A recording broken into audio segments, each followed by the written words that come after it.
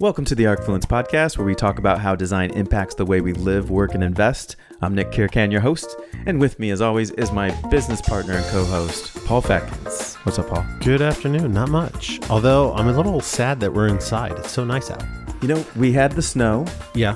And now our first snow. Our first snow, and made me sad.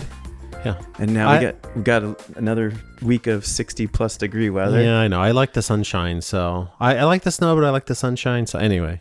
You know, I feel like you should have been a weatherman in another life. Maybe. Maybe I just need to be on a beach soaking in some sun. That's what I need. All right. We'll make it a mandatory thing. You have to go to the beach at least once a year. Yeah, sure. All right. Sure. All right. Well, today is a fun show of a colleague of ours. John Styer is the broker and owner of Styer Real Estate Professionals and Styer Hospitality Co. We're talking about a lot of fun topics, including short-term rentals, midterm rentals, the importance of design, and Columbus in general, and how amazing it is. Yeah, so, I've seen him around at a lot of events and had the opportunity to talk with him a handful of times. And so, yeah, I look forward to having a chat on our show with him. Yeah. Well, with that, let's get into it. John, welcome to the show. Thank you so much for having me. I'm excited to jump into it here and get into the conversation. I enjoy talking to you guys off the mic, so this should be fun too. Thank you so much. Yeah, I was going to say, our conversations have never been recorded before, so this is something new for everybody. That you know of. You know, I'm secretly recording everyone I'm talking to. True. I was going to say, maybe there was some recording without knowledge, yeah. So. Well, with that said, we've known each other for a long time. In fact, you work with my wife. I do. Luckily enough for me. Well, tell us a little about yourself, your business, and then we can get into your story. Sure. I'm from Columbus. I grew up in Columbus. I grew up in Grandview. Love Columbus. And I tell everybody I could live anywhere in the world, and I choose to live here because I love it. I went to school in Indianapolis. I went to Butler University. And moved back after I graduated in 2009, so right after the recession. And I needed to get a job. I had a degree in mathematics, and the stars were not aligned for me in that. So I did what I could to get out of my mom's basement. I was there probably for 2 months, and I said, I got to get out of here. And I took a job at a restaurant and worked. I had worked there in high school, and I loved working there. And it was supposed to be temporary, and I ended up being there for 10 years managing the restaurant and really enjoying it. I met my wife there, and we had a great time working there. But it was really fun in my 20s, and then when I started getting a little older, I was like, I don't know, this is starting to beat me up, and I'm working hard, I'm working nights and everything, and I was looking for a career change. And simultaneously, we had lived in the house that we owned for about 5 years at that time, and we were ready to move up, and that is what got me into the real estate rabbit hole. I had decided that I didn't want to sell the home that we owned. I loved the house. We had made it great. And we had seen a lot of appreciation. And so I decided I wanted to rent that house out and become a landlord. And everything kind of just spiraled from there. I ended up getting a real estate license thinking, well, this will help me invest in real estate. And before you know it, I was all in. I got a job in property management, long-term rental property management. And I did that for a couple years. And I learned a lot doing that. But one of the main things I learned is that I did not enjoy that. And the reason I think that I didn't enjoy it so much is it's very hard. It can be very thankless. But more so than anything, I learned that I like to help people. I'm a people pleaser. I want to make people happy. And in that role, I was required to do a lot of the opposite. My job is to say no. I'm not calling owner clients because there's great news or things are going normal. It's, the conversations were not usually positive. And for me, it just wasn't a great fit. But I learned so much. So from there, what I did is I transitioned into sales, mainly working with investors. And that's kind of been my path forward since. Fast forward a few years, I was kind of analyzing the market and realizing that the style of business working with investors who want to get cash flow here in Columbus is going to kind of fade out a little bit or not be, I guess I'll say, just as easy as it was at the time. This was like COVID time and the market was insane and everything was happening. Sure. But for sure. And appreciation I saw was going to get the best of my business. In that rent rates weren't increasing at the rate that appreciation was here in our local market, and cash flow was going to get harder and harder to find. So I put a business plan together to start a furnished rental management company. Really, at the time, it was to drive sales for me. I wanted to be a one-stop shop at a higher price point that investors could still expect cash flow. But to do that, I needed to have a real estate brokerage legally here in Ohio to manage real estate for other people. You have to do that through a real estate brokerage. So then my challenge was, okay, how do I open a real estate brokerage? Well, you have to be a broker, or you have to have a broker. I wasn't going to hire someone else. I was going to do it. So I took a year to get my broker's license. And once I did that, in April of 2023, we opened our brokerage, Styer Real Estate Professionals, and it was my wife and I. She was working at Nationwide Children's as a data analyst, and she left her job, and we jumped in together, and we have not looked back, and I don't think we ever will. And we're at the point now where we have staff. We manage over 100 furnished rentals. We have, I want to say 12 or 13 real estate agents that work under the brokerage as well. And we're continuing to grow. I think up until now, this has just been phase one. And 2026 is going to look like a great growth year for us here in Columbus. So that kind of brings us up to today and tomorrow a little bit. I love that story. And we do have a lot of parallels, building a rental portfolio, starting a management company, consulting. And, I was licensed in New York State as a realtor. Sarah is, or as a agent. And then here, Sarah is a realtor in Ohio. So yeah, I'm sure you also had a couple of moments where you're like, this is not what I want to be doing. Like, again, you had your contractor's license as well when you were in New York as well. I love the industry and all the adjacent industries that are attached to this. And I've tried them all. I mean, I've done interior design. And it's good to know a little bit about everything, but we've certainly had moments where we started a staging company and we're like, you know what, this isn't for us.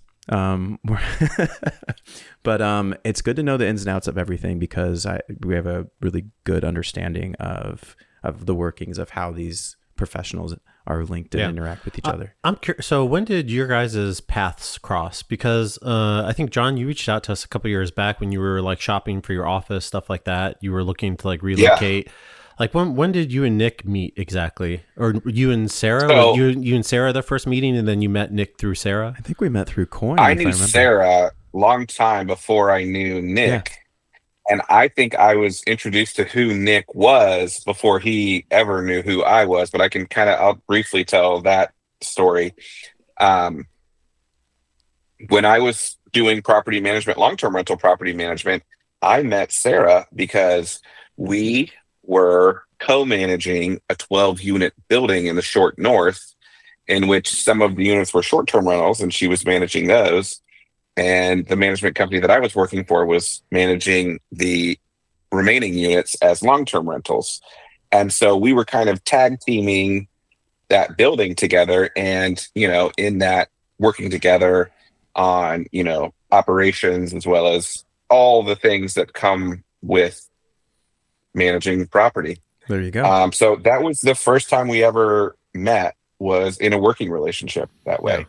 Yeah, related to property here in Columbus, basically. So you guys were both in the game, and kind of paths crossed. Okay. Yeah, I think at the time we were doing, at one point we were managing 50 plus units for short term, which was heavy. Yeah. It's a lot of work. It is a lot of work for sure. And then Nick, I met through Coin, Central Ohio Investors Network. The first time I ever went to a Coin meeting was during COVID, and it was an online meeting, and Nick was hosting it. I had never met or spoken to Nick prior to that. But since then, we've gotten to know each other, not just online, but as people as well. And usually we'll bump into each other at the meetings or just, various stuff around Columbus. So that's how I've met both Nick and Sarah. Yeah, and I was gonna say I've seen you around at the coin events whenever I make my way out, and then even like when you opened up your office and moved into your new office, like I came to the grand opening for that, and yeah, so yeah, I've definitely seen you around in places as well, obviously through your connection with Nick and Sarah. So yeah, and I love your office. It's a great location in the Clintonville area, and just right off a high. That's just a beautiful building. Thank you. We love it too. Yeah, I think the other place would have been fun, but I think you made a good choice in the end. Yeah. So yeah, things fell into place. I don't regret anything as far as where we landed. It was around. I don't know what the way to say this, but it was a roundabout way to get here. But we landed where we needed to, and I'm so happy that we're here. I mean, we're on High Street in Clintonville. It's hard to beat that. Right. Well, let's dig in. We might touch on some design stuff and how that impacts your day to day and your businesses. But I really want to talk about Columbus. I want to talk about the rental market. I want to talk about who's moving here, who's staying in these midterm, short-term, long-term properties. And I know you mentioned you're primarily doing midterm rentals at the moment. Is that correct? Yeah, we're about 80-20 on the midterm strategy versus the short-term strategy. The theme that runs through all of our properties is we strictly do furnished rentals. Midterm is a great fit for our structure of our business, and I think it's a great real estate investment strategy in general. Part of that comes from Columbus attracts so many people that have a need for midterm rentals and short-term rentals. But a lot of it also was timing for us. We opened our business as a brokerage right when the midterm rental strategy really started coming up amongst investors. And so we got some good timing there, and we kind of realized, oh, hey, there's a hole here in our market for this. Let's go all in on this. And it's worked out for us, and we've really niched in on that and really had to create a lot of systems around it because it is a newer strategy. There's not a lot of off-the-shelf options. But the biggest thing is that we, again, are a real estate brokerage. A lot of people who manage short-term rentals are not licensed or they're not operating through a real estate brokerage. But because these stays are 28 plus days for midterm, legally in the state of Ohio, those properties need to be licensed through a real estate brokerage with trust accounting. Right. And so we are 100% full service. We're not co-hosts. We are a true full service property management company. And honestly, the future for Columbus and short-term rentals, I probably see that changing. It's going to get a little more. The barrier to entry is going to get a little bit harder. The people who are already in the game are going to win, who are doing it the best. But I think, all these rules and regulations are still evolving for Columbus because Columbus is now just, it's coming into, it's this new era where it's acting as a big city. Well, the zoning regulations, for example, it was 70 years. They didn't touch them. And then finally they did phase 1 already. They're working on phase 2 to change everything. I just consulted recently on the ADU policy that the city is looking to put into place. So, and some of that, like I was pinging short-term rental ideas off of Nick and Sarah, just to, again, it's like if people are going to be allowed to build ADUs on their residential lots, it's like what rules and regulations should be put in place for it. Absolutely. And if every residentially zoned parcel is now able to have a second residence, I mean, that in itself is a huge growth opportunity. And a lot of people just don't think that they don't realize Columbus has millions of people. And we're one of the fastest growing cities in the country. So there's a lot of opportunity here still, which is really exciting.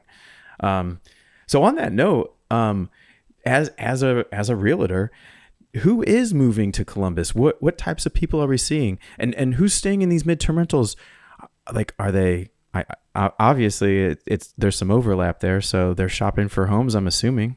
I think that when people are thinking about, I think it's a two-part question. I do want to answer both. When we're talking about people who are moving to Columbus, I mean, I will stand here and be a cheerleader for Columbus in that socially, I think it's a great place to be. Culturally, it's a great place to be. The university brings so much, but more so than anything, I think the real advantage of Columbus for inbound migration is the affordability that you can get in our market compared to other higher cost markets. And I think that you're seeing people that want to relocate to Columbus because I think Paul, you mentioned like we are operating as a large city, but the affordability factor is so much more so than maybe another, maybe not truly 100% comparable market, but very similar market in which you can still get, the suburban lifestyle. You can have huge access to jobs and you can get great value comparatively to some comparable markets.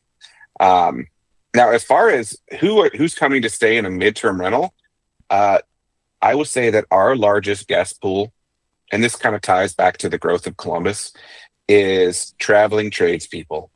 When people say midterm rentals, they think traveling nurses. I can't even tell you how many times I hear the phrase traveling nurses in a week.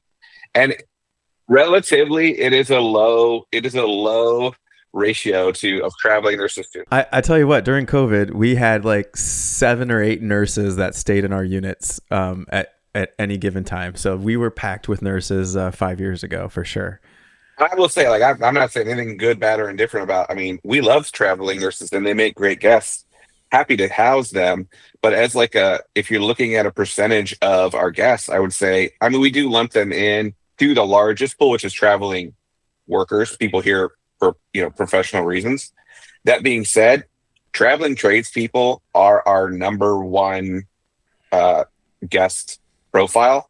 And the reason is we have so much development happening here in Columbus. We don't have enough tradespeople.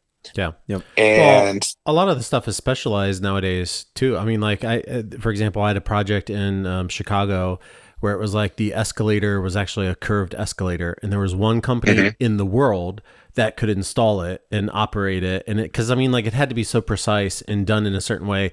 And so they flew in their whole team. And they stayed for the 6 months to do the install on the project. So like you said, like people are just specialized in certain areas where it's like, okay, you need to do this. Great. You got to bring in this team of people to do it. That's just how it is. And that is exactly right. That's exactly right. And when I say traveling tradespeople, it's high skill traveling tradespeople. It's electricians, it's welders, it's pipe fitters. I mean, we've housed people that literally all they do is install specific commercial doors. And so that demand is so strong locally because we have all this development and projects happening, and they make great guests. They're here to work. They're working hard. They want a place to rest their head. It's not half the time they're not paying for their stay. And if they are, they're making so much money because if you're the only person in the world that can do it, you're going to get paid, right? No matter what you're doing. Yep. And so it just all plays so well. They make great guests. We're so happy to house them. But even further for us with a larger portfolio, we can provide, usually they're here working on a project, and it's not a one-off. It might be 100 tradespeople that come in for this specific project, and they're on the job site and they all are talking and they don't want to stay in a hotel. They're here for 3 months. The last thing they want to do is stay in a hotel. Yeah, they want a home away from home. They don't want to be in some shoebox with no kitchen facility, or they want a sense of comfort. Like you said, a place to rest their head when they come home at the end of the day. Yep. And half the time, they might have families that come to visit for weekends or something. They want a home. They want to feel like they're living a life, and so it's a great win-win situation. So all that being said, that's not the only thing we house. We house people that are relocating to Columbus. We get a lot of healthcare stays, people that, we've got great healthcare systems locally, which helps with traveling nurses. We do house them as well. But people that'll come in, we have a gentleman who is staying with us right now he's going to the James for 5 months for a cancer trial treatment. And, we're happy to house people that need that, and they don't want to stay in a hotel for 5 months either. Right. And then, people just relocating to Columbus for all the reasons we mentioned before as well. Yeah. I was going to say, we actually have a client who they're in a rental right now and they're looking to build basically their dream home here in the city. Mm-hmm. And, while obviously that process is undergoing design and construction and everything, and we're helping them along with that process, they're staying in a rental down in Grandview, basically. Now, just because they're relocating here, they wanted something immediately so they can be close to family. And at the same time, they've started the process to permanently be here. So. Yeah, like you said, anybody, it's like, for all the reasons above, like you said, they're coming in to take these places and rent them. So let's have some fun. Where are these neighborhoods located? Where are these submarkets that are really hot? Is there any specific place? If I wanted to expand my midterm rental portfolio, where should I be looking? I will tell you what, that's another question a lot of people ask, because I'll back it up a little bit, and I would say with any product, right? The first thing that I want to ask is like, why is someone interested in this product? So when I relate that to midterm rentals, why is a guest going to want to book my midterm rental versus another? And the first thing they're going to be looking at, the first filter they're going to go through is location. So what is the location? Well, people want to have close proximity to the reason they're coming in town. Everybody that's coming to Columbus to stay in a midterm rental, it's for one specific reason. It's not because, well, I just want to check it out for 3 months. It's because, well, I'm here to work at this project, or I am a traveling nurse and I'm going to be working at this hospital, or I am someone who needs to go to the James, so I want to be close to the James. So with all that being said, when I'm looking at where do I want my midterm rental to be, it's going to be places that are in close proximity to hospitals or large projects. Oftentimes, those are the same thing. I mean, if you guys drive through Children's or Ohio OSU, Ohio Health has a major project. I don't need to drive through. I live right there. Well, you're living in it. Yeah. So all that being said, there are definite pockets that have a lot of midterm rental upside in Columbus right now. Some of the areas that we do well in the corridor between 315 and 71. There's multiple healthcare networks. There's the university, which I haven't even mentioned yet, but we do get a lot of guests that are here because of the university for all the myriad of reasons. We do well with that. Adjunct professor or something coming in just for a semester. Yeah. Completely. We do a lot of homes outside or near 270, all the way on the east side and going all the way up north past the Bend through Westerville into like the Powell area. There is a lot of development happening up there, and Intel has slowed down a lot, but for a minute there it was gangbusters. But it's not just Intel up there. There's so much development happening in that area. And so a lot of the tradespeople, we do really well in Reynoldsburg because the affordability is still there, but it's close enough to those projects where the tradespeople will be happy to stay there, and it's much more affordable. Yeah. I would say we also have some gaps in our portfolio that we're excited to fill. We get a lot of ask about Grove City. We have nothing in Grove City. Would love to have a handful of properties there that we can place guests and then out west. Out west in Hilliard and all that area, I think is another gap that we're excited to fill. And I was going to say, like, one of the coin meetings, I believe they were talking about all the development surrounding Columbus, like all the different counties and all the different things that are going on. So yeah, like Delaware County is like one of the fastest growing counties as well. And again, it's because of the proximity to the Columbus market and everything that's going on. There's so many adjacent communities that are growing. Marysville, Grove City, and prices are starting to be like, I remember like when you could get a house for $50,000 and it wasn't that long ago. And now like the entry level is $300,000. It's still affordable if you're coming from the coast or some other large city hubs. But kind of shocking to some, folks who were born and grew up here. Yeah. And to that point, those areas, there's not a lot of options for people to stay for long term in furnished rentals. And one thing I do like to look for if I'm analyzing a property is, okay, what's my competition? I love to be the oasis in a desert, right? Come and drink the water. let's go. I know that that's going to help me with my occupancy if I'm one of the few options. And I know that my product's great. Like that goes without saying. Well, it But has if to I be know at this I have a point. great product and no competition, I mean, it writes itself. Yeah. No, I like I was saying earlier, I think the barrier to entry and into this game is getting a little bit harder as prices get more expensive, as Hmm. regulation picks up. So I think the folks who are getting into it now or have been in it already Hmm. have certainly have a leg up.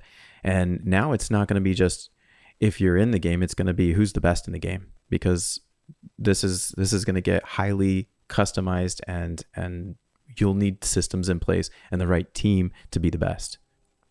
Completely. And we saw a lot of, especially when it comes to really short-term rentals, a lot of saturation during COVID.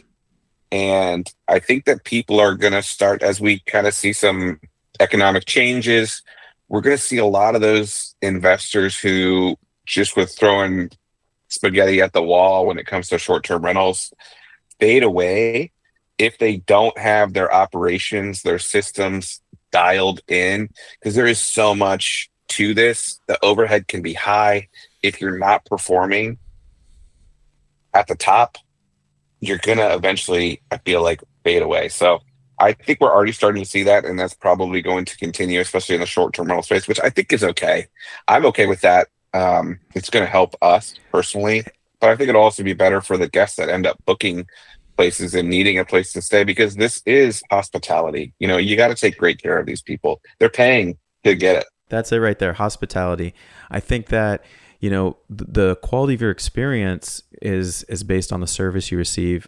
You want a clean, comfortable place to stay, but you need to have a team that's going to satisfy your needs and anticipation, especially for your short term or midterm guests. Yeah, I guess on that note Right. too, like, what about like amenities beyond, above and beyond, right? What are some of the amenities that are offered? That's a great leg into design, Paul. Yeah, or what are some of the things Yeah, no, that yeah, I think it depends too. It depends on the property itself. It depends on the style of guest that you're targeting. A short-term rental and a midterm rental oftentimes are very different. The goals are different, Yep. and what the guests are looking for is different. So things in a midterm rental that are like top priority for us are things like a fenced-in backyard.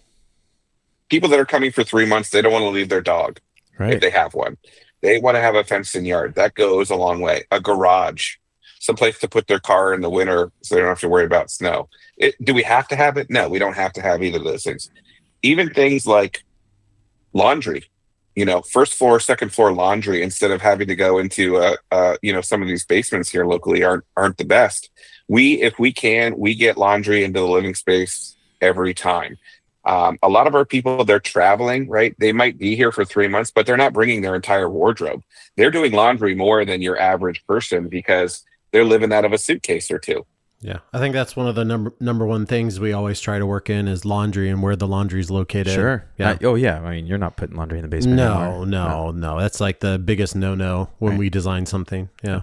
Yeah. And I think it's just quality of life too. Like, I think that, times have changed in general. So anybody that's building a home or renovating a home, that's one of the top things you're thinking about is like, let me make my life a little bit easier here and not have to drag all my heavy laundry down into these creaky basement steps and la da da da da. So what is your take on new renovated spaces versus maybe some spaces that are dated and tired? I think that I'll dial it back to the strategy. Uh, in a short-term rental, especially in a short-term rental, also in a midterm rental, but even more so in a short-term rental, you are marketing a property mainly based on photographs. And if the property is not occupied, you're not making any money. So all that to be said, it's your job as a property owner or property manager. You're a marketing company just as much as you are anything else. And people are not walking these properties beforehand. They are booking based on their experience viewing your listing in comparison to 100 others. And then also, additionally, to some extent, their experience in communication with you and on and on. So all that to be said, I think design, especially in a short-term rental, is of utmost importance. It's right up there with, I'll put it a step behind safety. Design is super important, and it can be the difference between success and failure, and it can be the little things. So there is a profile, right? I think of a kind of a crappier short-term rental, and think some things, small things that you may or may not think about, like, are there rugs, right? Are there rugs The on the answer floor? is yes. It just makes it feel like a home.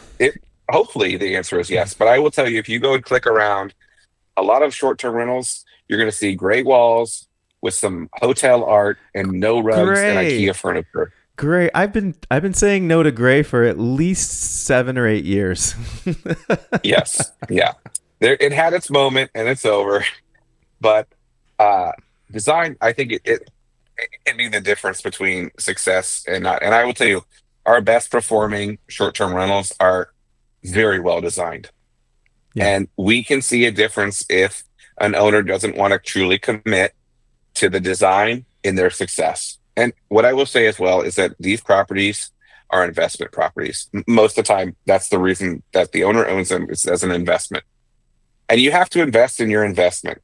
And it may not be a furnace or a hot water tank or a new roof or new windows. It may be you got to spend the extra money to get that nice wallpaper up or buy the nice rugs.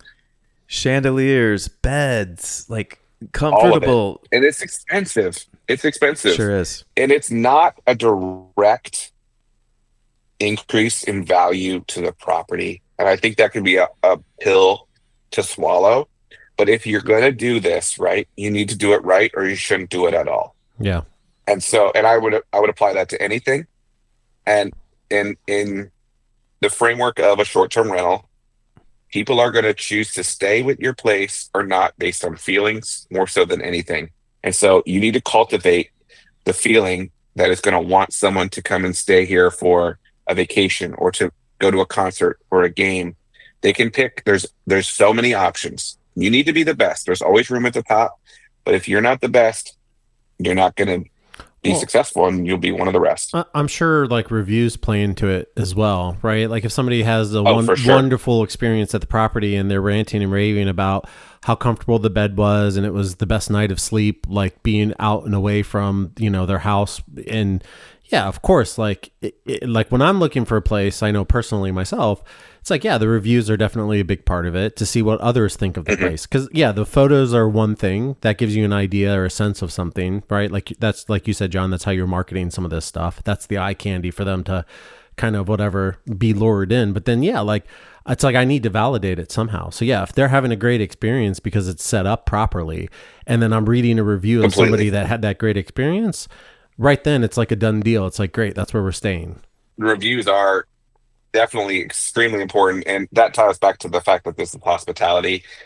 Guests want to know that they're going to be well taken care of and that the property is what is being presented. And so that's truly you're completely right. They start by looking at the pictures, they get the vibe they want, and then the next thing they do is and it's the same thing on Amazon or whatever, like I'm looking for this product. Okay, this looks good. Let me see what people are saying about it.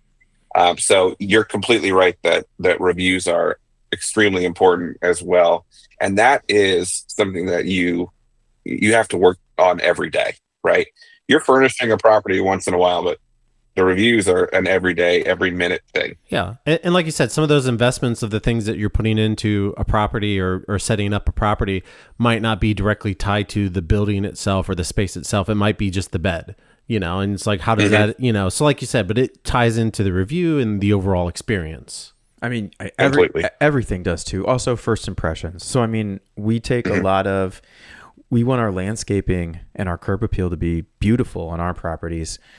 We spend a lot of time saying like, okay, how can we make this low maintenance, but also maintain it and have it look beautiful throughout the year in any season. So there's just so many layers to this where design and thoughtfulness come into play as well. And I think when you start stacking all these things together, that is what's creating the best properties and the best teams that are managing these properties. But I actually had a question for you, John. Mhm.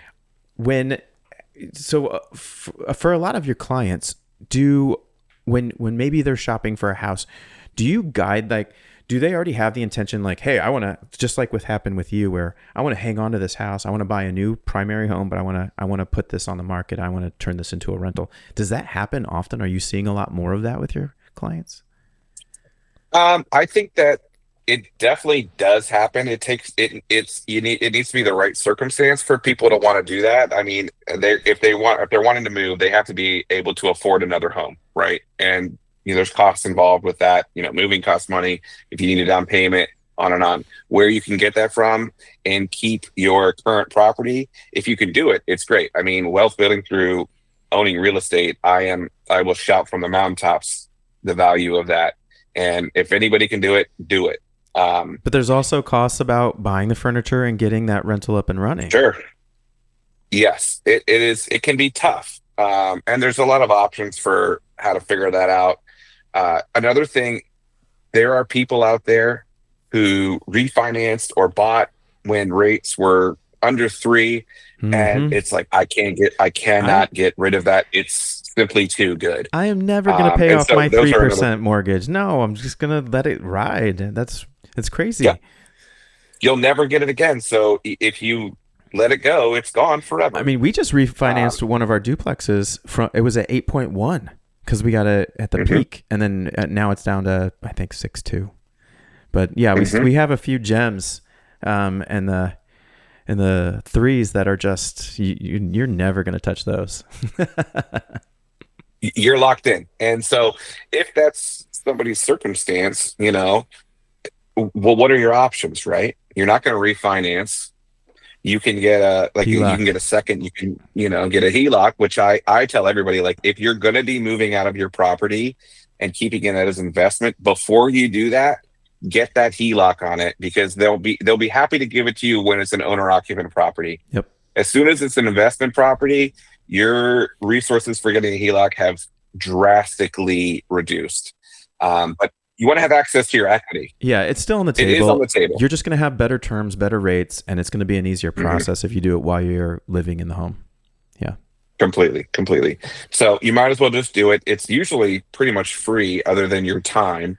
And just having that safety net, having that access to equity, always just good to have. Oh, we have lines of credit on almost all of our properties, and I think there is an annual fee, but it's minimal. I mean, it's like $100 just to have access to that. Exactly. And it makes you look a lot better on paper for your debt to income ratio when you are purchasing other properties. So no, I whether you tapping into it or using it, I think you should get it. It's a no-brainer. Yeah, I'm not saying max it out. I'm just saying have it for a rainy day. And if you want to leverage it, okay. If you don't, okay. But it's there when you need it versus not. You never know when an opportunity is going to knock on your door, and if you have the ability to pull the trigger the next day, it's a high probability that you will be able to take advantage of that. Completely. So to answer your question, yes, there are definitely people who want to keep their property for whatever reason, and maybe they're not interested in doing your traditional long-term rental for whatever reason. And I think that there is definitely pros and cons to doing furnished rentals, and it's a sliding scale of risk reward that everybody's going to fall someplace on, and so for those people who it's a fit, we do work with people who maybe previously lived in their home and want to keep it and actually want to use it as an asset to continue to build wealth and to cash flow from. And what I tell people is, our business, we are a service, and we're not a fit for everybody, in that you can do this yourself. There's plenty of information online. There's plenty of, help out there for whatever it is you want to do. Just like you don't have to take your car in to get an oil change. You can do it in your driveway. Not everybody wants to change their own oil. We're here as a full service property management company for people who don't want to do the research, who don't want to get the midnight calls saying there's, the hot water tank's leaking, or don't want to oversee making sure the grass gets mowed and communicate with the guests and manage the turns, and on and on and on. Um, and for those people, we're here to help them That's take it off their awesome. plate. I would love to shift this to the future of Columbus. Now, Hmm. obviously, since I moved here 8-ish years ago, the city has changed dramatically. What do you suppose gonna happen in the next 8 years? What's your forecast? Well, I'll tell you what, I don't see things slowing down here in Columbus anytime soon. I think that Columbus is just going to continue to grow. We're going to continue to see the expansion of what is quote unquote deemed Columbus, like you mentioned, Marysville, Delaware. I I don't know if in 8 years, but I bet in 18 or less, that's just going to be Columbus, right? It's going to be another suburb. Just like I live up in the Dublin Powell area. When I grew up, that was the sticks. You were way out there, you know. Powell was You're like, oh camping. man, I got to drive all the way up to Yeah. Powell. Yeah. And now it's just, it's just another, Sa- it's another yeah. suburb almost. Sarah would say, Um, bring your passport. Yeah. Yeah. there you go. Yeah. So, and I live there and I drive into Columbus every day and it's just my commute. It's not, but when you look at other comparable market, I mean, that's just kind of the way, I mean, we're growing. So where do I see Columbus going in 8 years? I think that it's going to be some continued sprawl. I'm hoping that there's more development around transportation, and I know that there's been a lot. That's been a conversation for a long time. Yep. I don't know that it's ever going to happen, but some rail would be great. I don't think in the next year that's going to happen either. But I think that's one of the holes that we have here locally is just public I transportation. know we're doing Um, more test models for like self-driving cars and things of that nature, and I have a feeling it might take longer than 8 years, but we'll get to the point yeah, where we're not going to be driving anymore. It'll all be automated, and there'll be some new exciting technologies even beyond that that'll help us traverse cross town and cross country. yeah, and I think that we're seeing a lot of growth up in the northeast side of Columbus. That I know there's I think Intel is driving that a lot. There's some maybe I don't want to say confusion around where that's going, but there's some delays around that. That was a big that whole area was a big growth zone, Yeah. and I think still will It's be. it still is. We Um, get we're doing remodels and new construction out there still. There's a mhm, lot of people still moving to the area. Yeah. yeah, there is. And it's a good place. I mean, it's just a nice place to live up there. So I think that helps a lot as well. And I'm sure that was part of Yeah. the decision making process in developing all that. But I was gonna say downtown is not for everybody. I know. Yeah. yeah, I love downtown though. I know. But I know you do. I don't expect everyone else to either. I also love like- being down in the woods Yeah. and hawking. I like to visit downtown, Mhm. but I don't mind being a little bit on the outside of Columbus. So Yeah. yeah. I think the suburbs for me is like that's everyone's happy medium. I like both extremes. So I want to be completely isolated And then in the center, Mhm. and then in the center and of then- everything. and then at the penthouse in Yeah. the tallest building downtown. yeah, I agree with you. I love going down to Hocking Hills. I grew up living down there in the summers as a kid. It'll always have a special place in my heart. And that's something that I think is a boon to Columbus in general as well. We're close to so much here. If it's not here, you can get there in at less than a day's trip or a quick jump. And Yeah. I think that housing here in Columbus is going to continue to be in high demand. I think that we are going to continue to see people moving to Columbus because of the affordability, and it's going to drive housing costs up. If we cannot keep up with the demand in the new build space, we just don't have enough housing, and I think that's a national Yeah. story, but Right. it's definitely one here. And as we get these higher income people moving into Columbus, it's gonna push down on our housing stock, which is gonna bring the price up across the board for housing.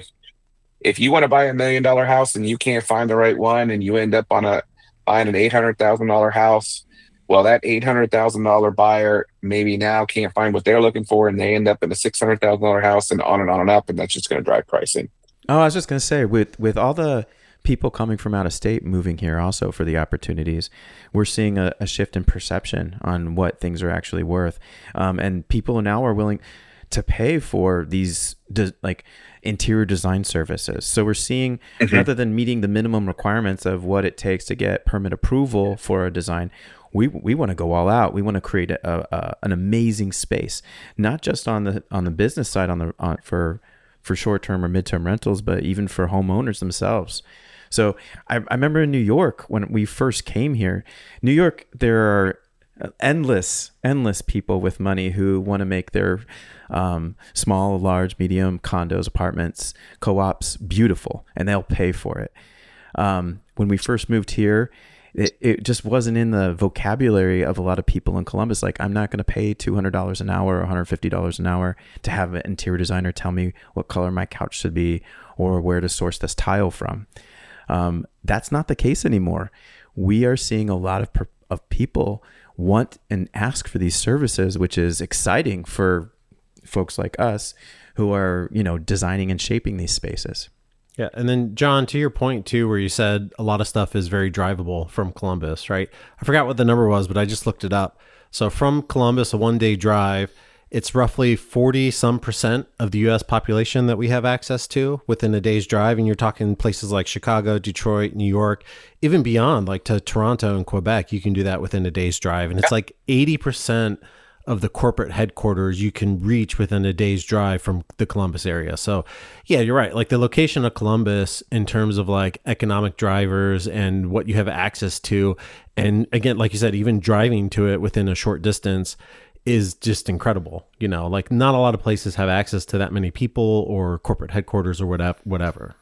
So Ready Player One, is that a possible future for us?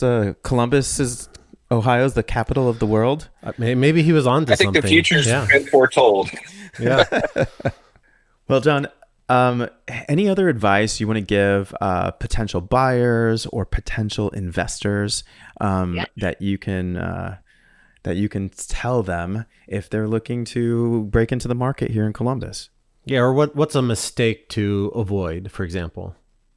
Yeah, I think that this is maybe more broad than any of the individual people you mentioned, but I think that just finding the right advisor in anything you're doing is of utmost importance, and that could be said to a buyer or an investor or someone who's looking to get into real estate. Finding a mentor, finding somebody who has your best interests at heart and really wants to see you succeed. There's a lot of folks who are out there who fit that bill, and just getting in front of them. And, this is a give and take. So if you're an investor or someone who wants to learn investing, how can you provide value to them? And I think as something to avoid, don't move too fast. And I think that that's something that I've learned in my career as an entrepreneur, because I am a glutton for, just, I want that immediate satisfaction, What are you doing watching TV? Go. Let's get back to the desk. Let's get this done. And I think that as I've developed further as an entrepreneur, realizing that things do take time, and just because you want something solved doesn't mean it's going to be solved right away. And there's some value in the journey. So just avoid that need for, gratification, immediate gratification. It's not what is going to take you where you want to be in the long term. Well, especially with properties, right? Properties tend to be a longer term play. You're not going to have something in, short term typically with a property investment. Yeah. Investing in real estate is a get rich slow scheme for sure. Most things that are tried and true and proven are, right? Yeah, there's work, and you have to put in time, and like you said, it's not a quick, scheme to pull off. Well, John, where can people find you if they want to learn more about Styer Hospitality? You can go to our website, which is steyerhospitalityco.com. We also have a brokerage website, which is steyerrep.com. You can email me directly. It's Jon, Jon, at steyerrep.com. I'm always happy to be a resource to anybody. If I can't help you, I can probably direct you to someone who can.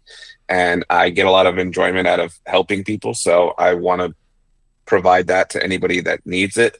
I'm also, we're on all the socials, from Facebook to Instagram to TikTok to YouTube to whatever new one just got invented today.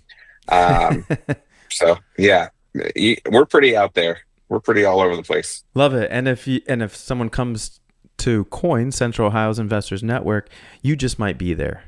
Yeah, you might be talking. I do like to attend. I have spoken before.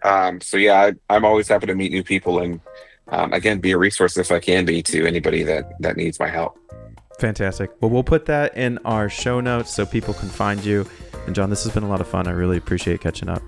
Yeah, I've enjoyed it as well. I also want to say I also have a podcast. It's Columbus Brick by Brick, which you can check out by going to columbusbrickbybrick.com. Forgot to mention that, but that would be something to check out as well. Yeah.